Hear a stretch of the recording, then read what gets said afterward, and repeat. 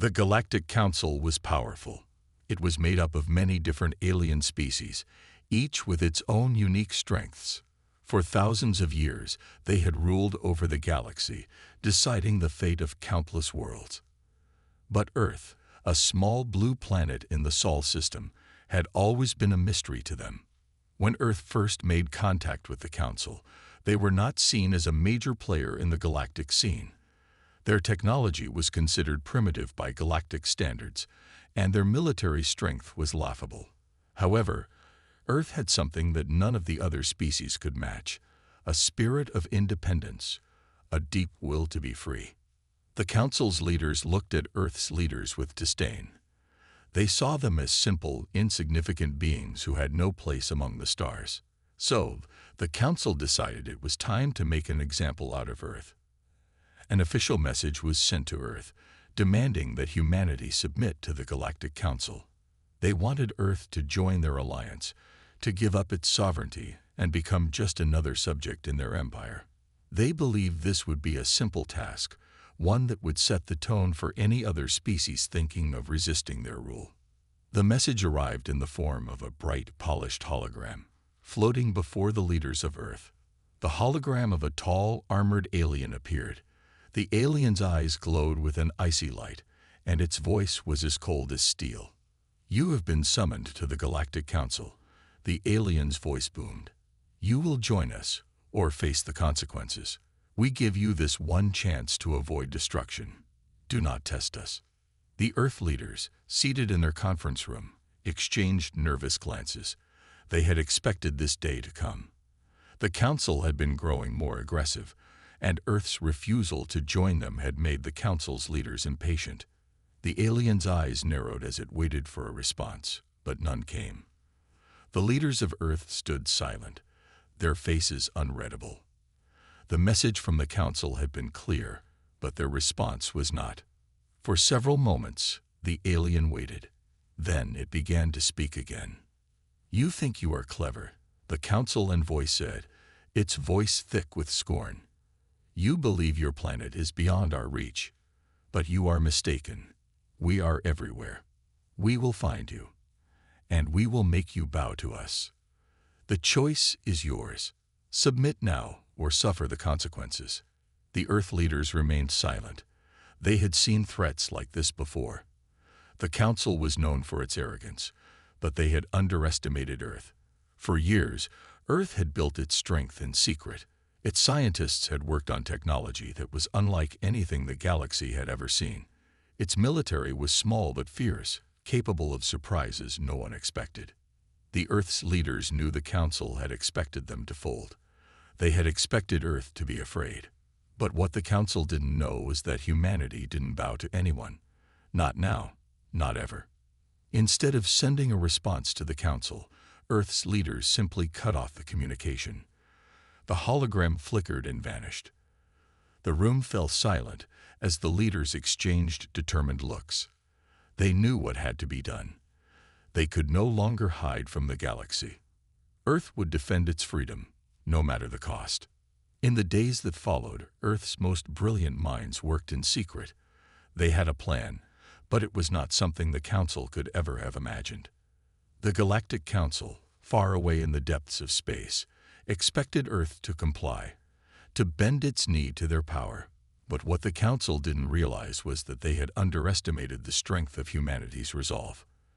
They believed Earth was weak, but they were wrong. Earth was about to show them just how wrong they were.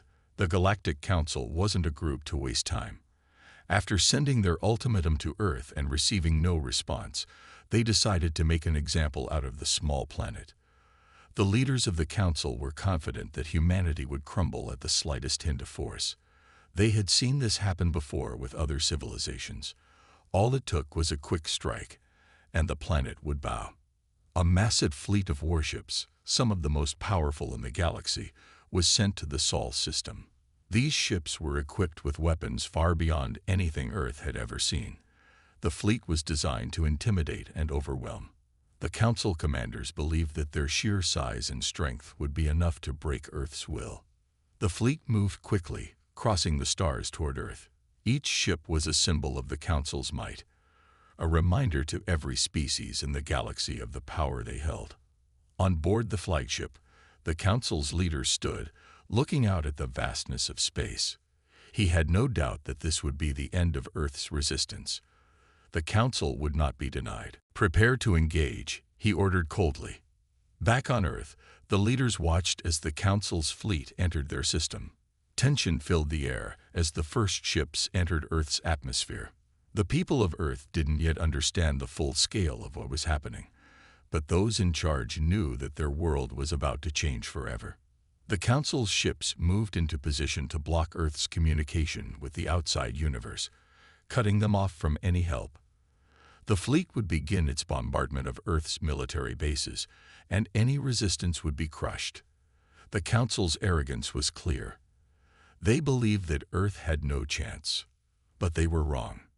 In the quiet of their hidden command centers, Earth's best engineers and military officers were preparing something that the Council couldn't possibly have anticipated. The Earth's government had been working in secrecy for years, knowing that the day would come when they would have to face the power of the Galactic Council. They had built new technology, advanced weaponry, and a new way to fight. The time had come to put all of it into action. As the first Council ships entered Earth's orbit, they were met with unexpected resistance. Communication systems on the Council ships suddenly began to glitch. Navigation controls faltered. The mighty fleet, designed to crush any enemy, was suddenly unable to function. Council commanders were furious. "What is going on?" One of them shouted. "We've lost contact with our forward units." Across the Council fleet, the same problems began to spread. Ships were unable to communicate with each other. They couldn't lock onto their targets. Their weapon systems began to fail, and their shields flickered on and off. The mighty warships were becoming helpless in the face of an enemy they hadn't even seen yet. The Council ships fired blindly into space, hoping to strike something. But Earth's technology had already outsmarted them. Earth's engineers had hijacked the communication signals of the fleet, taking control of the ship systems one by one. The fleet was trapped, and the Council had no idea how or why this was happening. On Earth, a small team of scientists and military strategists worked quickly behind the scenes. They had unleashed a silent weapon, a virus that had infected the Council's fleet and disabled their technology. Earth's advanced hacking and coding abilities were the key to this plan. The same technology that had been thought to be outdated by the galactic powers was now the weapon that was turning the tide in favor of humanity. The Council's leader paced angrily on the bridge of his flagship. He had expected Earth to fold, to panic and surrender under the weight of their fleet. Instead, Earth had shown them something they had never seen before: an ability to fight with intelligence, not just force. "Send reinforcements," the leader ordered. "Get us out of here. We must re-establish control." But the damage had been done. Every attempt to regain control of the ships failed. Earth had shown that even without a fleet, they had the power to disrupt the very systems that the Council relied on to maintain control. The warships, once the epitome of power, were now nothing more than floating shells, powerless in the vastness of space. And that was just the beginning. The Council might have thought they were sending a message to Earth, but in reality, they were about to learn a painful lesson. Never underestimate humanity. The Council had made their first mistake, and it would be their last. Earth was not weak. It was not afraid. And now, the whole galaxy would see that. Back on Earth, the leaders of the planet gathered, watching as the once mighty fleet of the Council began to retreat. The war was far from over, but humanity had just made its first move, and it was a move that would change the course of history forever. The retreat of the Galactic Council's fleet did not bring the peace they had expected. Instead, it sparked something much larger, a war unlike any the galaxy had ever seen. Earth's leaders knew the Council would regroup and send more ships, but they also knew they had an advantage. The Council had underestimated humanity's ability to adapt and fight back. As the Council fleet pulled back, struggling to regain control of its failing ships, Earth's military and scientists worked quickly. They had disrupted the Council's systems once, and now they had to be ready for the next wave. Earth's technology was not like that of the Council. There were no massive warships, no towering battleships. But Earth had something far more dangerous: cleverness, adaptability, and the will to protect its home. The Council, now facing failure and humiliation, began to plan their next move. The leaders of the Galactic Council were furious. They had never encountered a species that could fight back like this. Earth had no fleet to match theirs, no weapons that could rival their advanced firepower. Yet, in this unexpected battle, it was Earth's technology and ingenuity that were winning. "We cannot let this go on," one council leader said, pacing in his command center.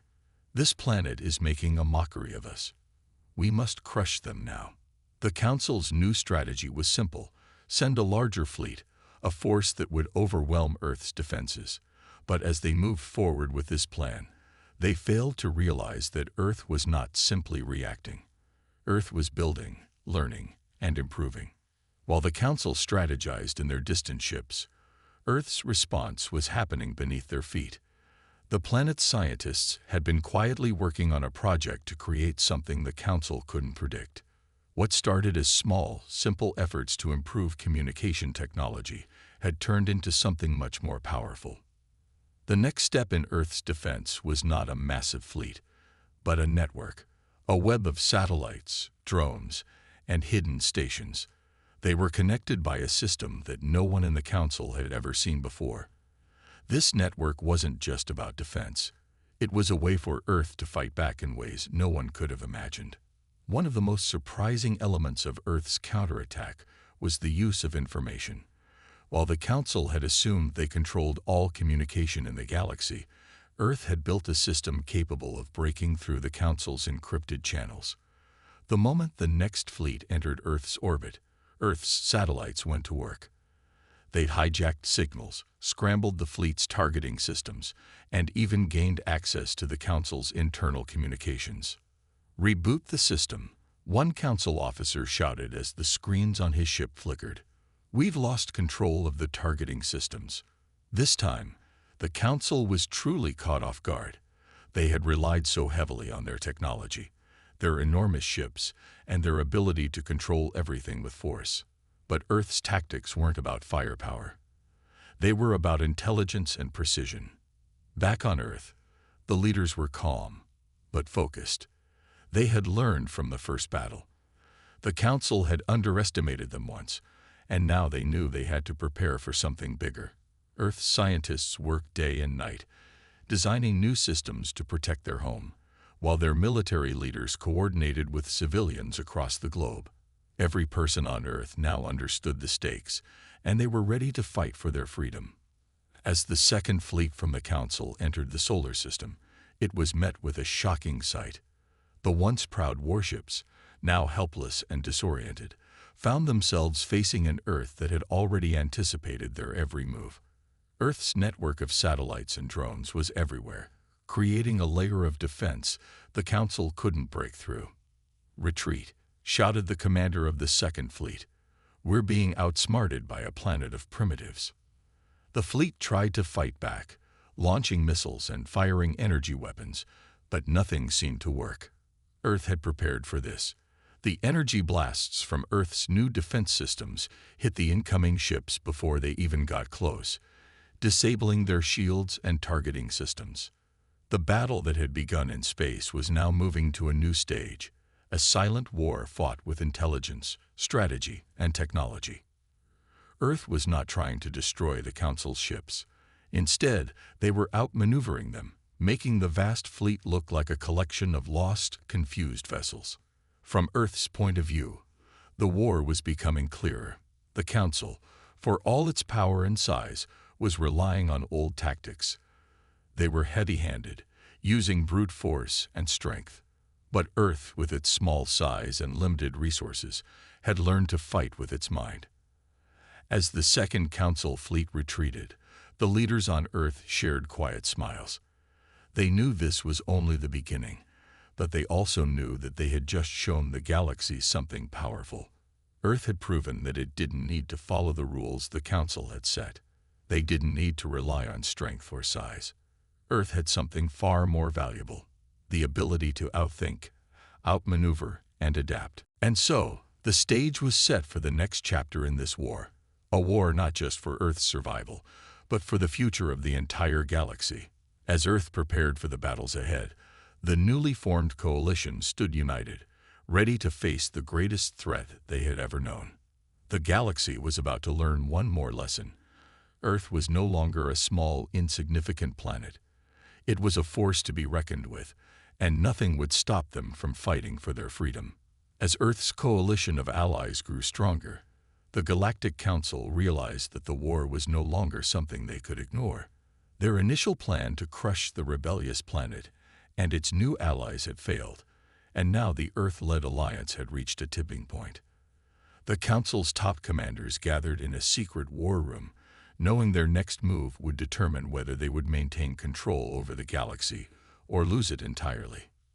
"We cannot let this continue," said the Council's leader, a towering figure named Uvoris. His voice echoed in the large room, full of tension. "Earth's power is growing. If we don't act now, the rebellion will only gain strength." The Council's military commanders nodded. Their fleets, though vast and powerful, had been embarrassed in their previous encounters with Earth. Now, they would need to act decisively to restore their dominance. On Earth's side, the leaders knew that the Council would strike again. They had already received intelligence that the Council was amassing a massive fleet near a strategic location in the galaxy. The time had come to launch the first major battle of this war, one that would change the galaxy forever. Earth's military leaders, along with their allies from the Ulixians, Torqueri, and Cephalians, began to plan the battle. They knew that this would be their biggest test. If they won, it would send a message to the galaxy that the Council's power was not unbreakable. But if they lost, the consequences would be dire. The battlefield was set in a region of space known as the Ravon Nebula, a place filled with dense clouds of gas and dust. It was a perfect location for a battle, as the dense clouds would make it difficult for the Council's fleet to use their advanced sensors and tracking systems. The Earth-led alliance would use this to their advantage. "Remember, we don't have the firepower the Council has," General Erica Thompson, Earth's military commander, said to the assembled leaders. "Our strength lies in our strategy, in our ability to think on our feet. We fight smarter, not harder." The coalition's forces gathered their ships and soldiers, preparing for the battle.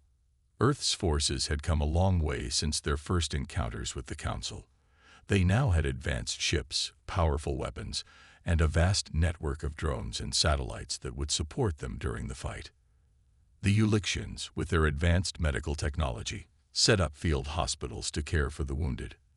The Torqueri, known for their incredible combat skills, helped train Earth's soldiers in close combat techniques. The Cephalians provided their strategic expertise, ensuring that the Alliance's forces moved with precision. As the battle began, the two fleets faced off in the dense nebula. The Council's massive warships moved slowly through the clouds, relying on their heavy weapons and shields to protect them.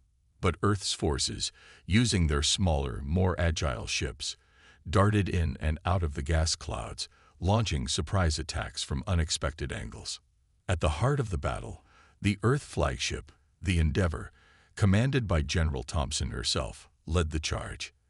The ship's advanced stealth technology allowed it to slip past the Council's defenses, launching precise strikes at key targets. The Endeavor's crew worked together seamlessly, each person knowing their role and executing it with deadly precision. "Target their engines," Thompson ordered, her voice steady despite the chaos around her. "Take them out, and they'll be crippled." The Endeavor fired a series of precision missiles at the lead Council ship, disabling its engines. With the ship dead in the water, Earth's forces closed in, launching a barrage of energy blasts that crippled its shields. The ship's power flickered and died as it began to drift aimlessly in space. Meanwhile, the Torqueri ships engaged in fierce hand-to-hand combat with Council forces on the ground. Their warriors, clad in heavy armor, stormed enemy positions with unmatched ferocity.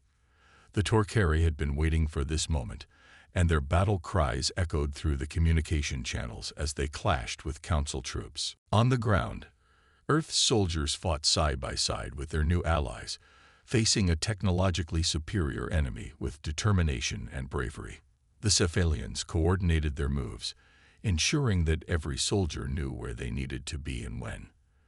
Their intelligence gathered from previous skirmishes helped the Alliance anticipate the Council's next moves, allowing them to outflank their opponents at every turn. The battle was intense, with both sides suffering heavy losses. But as the hours passed, the Earth-led Alliance began to gain the upper hand. The Council's once dominant fleet was slowly being picked apart, their ships falling one by one to the more agile and strategic forces of Earth and its allies. In the midst of the battle, General Thompson received an urgent message from her officers. One of the Council's flagship vessels, the Scifi, had broken through the Alliance's defenses and was heading directly for Earth's homeworld. If it reached Earth, it could devastate the planet. "We can't let them get to Earth," Thompson said, her voice grim. "All forces, regroup. We stop them now." With determination, the coalition forces turned their focus toward the Scifi.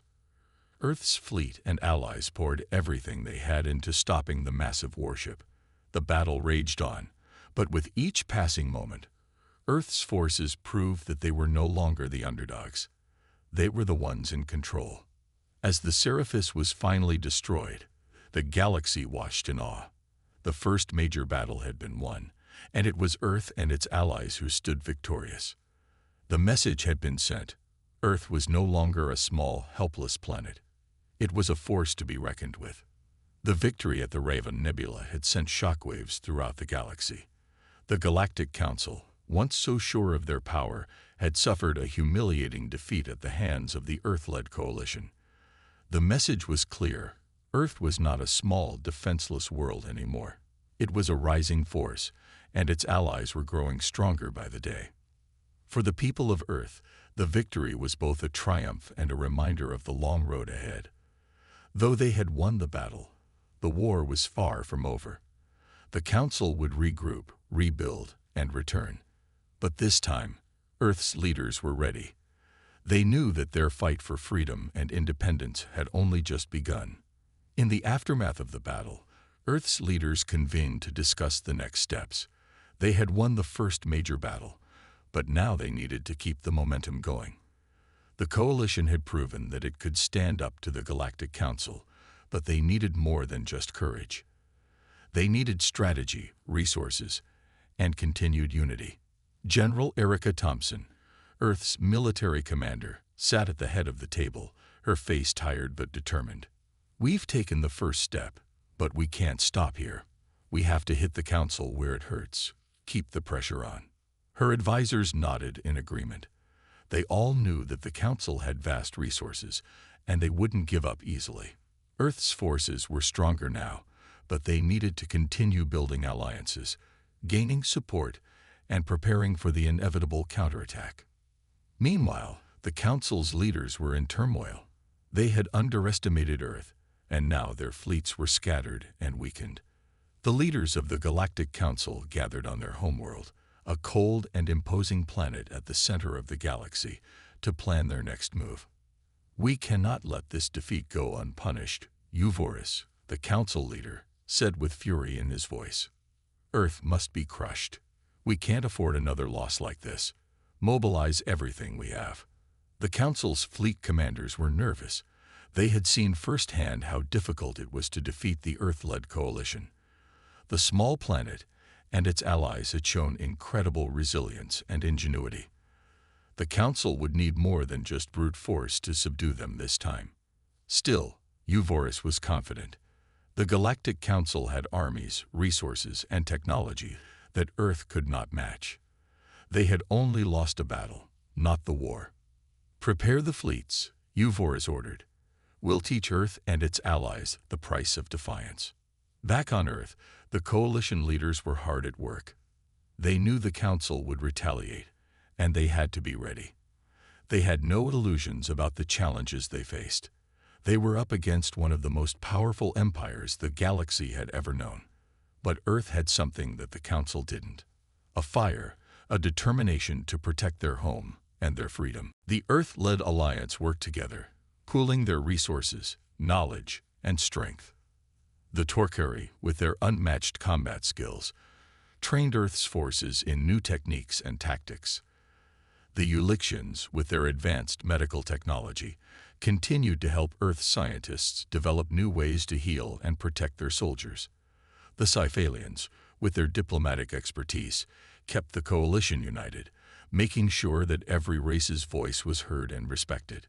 Despite the growing tension, there was a sense of hope on Earth. People were beginning to believe that the galaxy's greatest empire was not invincible. And even though the war was far from over, Earth was no longer alone. The coalition was stronger than ever. As preparations continued, General Thompson met with her team to discuss their next move. "We know the Council will strike again soon. We've got to hit them first, before they can launch a full-scale counterattack." Her advisors were already drawing up plans for a daring mission, a strike deep into Council territory, targeting their most vital resources. If they could disrupt the Council's supply lines and weaken their ability to rebuild, it could turn the tide of the war in their favor. "We'll need to be swift," Thompson said. "One mistake, and we risk everything." The stakes were high, but the Earth-led alliance had proven time and again that they were capable of surprising their enemies. This mission would be their boldest yet. As Earth's military prepared for the dangerous mission, the news of their success continued to spread across the galaxy. The underdog planet had stood up to the might of the Galactic Council and won. It was a story that inspired countless other civilizations, ones that had been too afraid to stand against the Council before now. In every corner of the galaxy, whispers of Earth's victory sparked hope. Smaller civilizations, oppressed by the Council for centuries, began to take notice. Some were ready to join the fight. Others watched closely, waiting for the right moment to act. But Earth had become the symbol of resistance, and its victory was the rallying cry for all those who dreamed of freedom. Meanwhile, the Council, despite their strength, faced growing dissent within their ranks. Some leaders began to question whether the Council's rule was truly worth the cost.